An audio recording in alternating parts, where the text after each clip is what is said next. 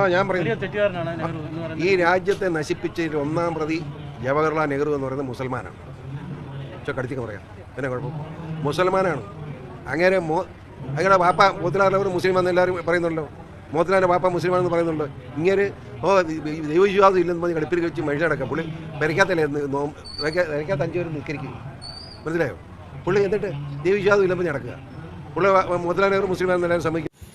ഞാൻ ഇയാൾക്ക് മറുപടി പറയാൻ വന്നില്ല. ഇയാൾ മറുപടി അർഹിക്കുന്നില്ല. ഇയാൾക്ക് മറുപടി പറയുന്നതിനേക്കാൾ നല്ലത് നമ്മൾ വാഴയ്ക്ക് തടവെടുക്കുന്നതായിരിക്കും.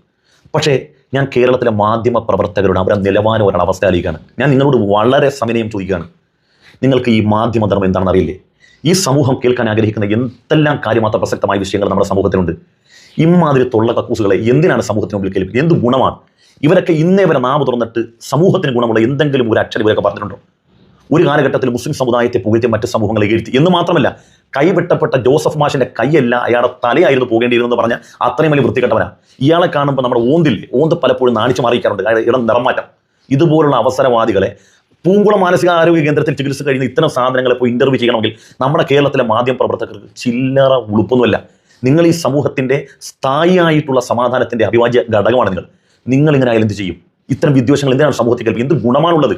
ഈ നാട്ടിലെ ക്രിസ്ത്യാനികൾ തെറ്റിദ്ധരിക്കത്തില്ലേ? പല ആളുകളും കമന്റ് ബോക്സിൽ ക്രിസ്ത്യാനികൾ ചീത്ത വിളിക്കത്തില്ലേ? എല്ലാ ക്രിസ്ത്യാനികളും ഇയാളെ പോലെ വെറും വൃത്തികെട്ടവരാണോ? അല്ല, ഒരുപാട് സമഭാവനയുള്ള, വിദ്യാഭ്യാസം വിവരമുള്ള, പക്വതയുള്ള എത്ര ക്രൈസ്തവരുണ്ട്. അവരെ കൂടി ചീത്ത കേൾപ്പിക്കുന്നില്ല. നല്ലവരായ സത്യ ക്രിസ്ത്യാനികളെ കൂടി ചീത്ത കേൾപ്പിക്കുന്ന പരിപാടിയിൽ ഇതൊക്കെ. ഇതുപോലുള്ള വൃത്തികെട്ടവന്മാരെ എന്തെങ്കിലും ഇയാൾക്ക് ചരിത്രം അറിയോ? അയാൾ പറയാണ് അയാളുടെ ചുറ്റുവട്ടത്തിൽ നിന്നുള്ളവർക്ക് ചിരിക്കുകയാണ്. അയാളുടെ ചുറ്റുവട്ടത്തുള്ള ആ മറ്റ് ടീമിൽ ചിരിക്കുകയാണ്. ഇയാൾ അതേ മാനസികാവസ്ഥയുള്ളവർ.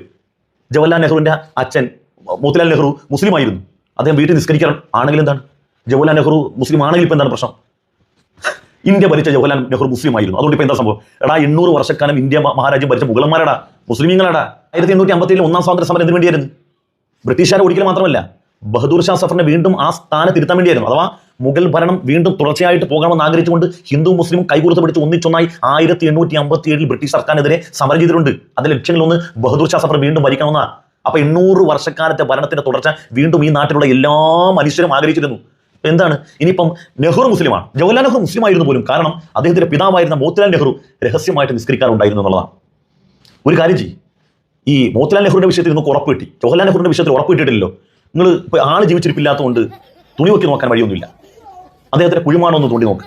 എവിടെങ്കിലും എന്തെങ്കിലും അവശേഷം കിട്ടുകയാണെങ്കിൽ അതൊന്ന് പരിശോധിച്ച് നോക്ക്. ഫുള്ളാണ്, ആഫാണ്, എന്നാൽ പറയാൻ പറ്റും അദ്ദേഹം മുസ്ലിം ആയിരുന്നു അല്ലേ എന്ന്. ഈ സമയം വരെ അദ്ദേഹത്തെ കുറിച്ച് ലഭ്യമായ വിവരം അദ്ദേഹം മെറ്റീരിയലിസ്റ്റ്, ഒന്നാം തരം മെറ്റീരിയലിസ്റ്റാണ്. അദ്ദേഹത്തെ മുസ്ലിമാക്കി നമുക്ക് പ്രശ്നമൊന്നുമില്ല. അദ്ദേഹത്തിന്റെ പിതാവ് മുസ്ലിം ആയിക്കോട്ടെ, എന്താ വിഷയം? നിങ്ങൾ 2 കൊല്ലം കഴിഞ്ഞാൽ മഹാത്മാഗാന്ധി മുസ്ലിമാണെന്ന് പറയാതിരിക്കുകയാണ് കമ്മിങ് സൂൺ.